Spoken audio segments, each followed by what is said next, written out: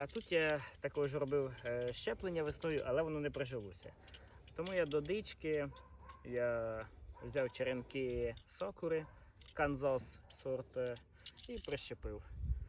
Такий штамп буде. Зараз подивимося, чи прижилося. Це перший раз я сокуру прищіпаю.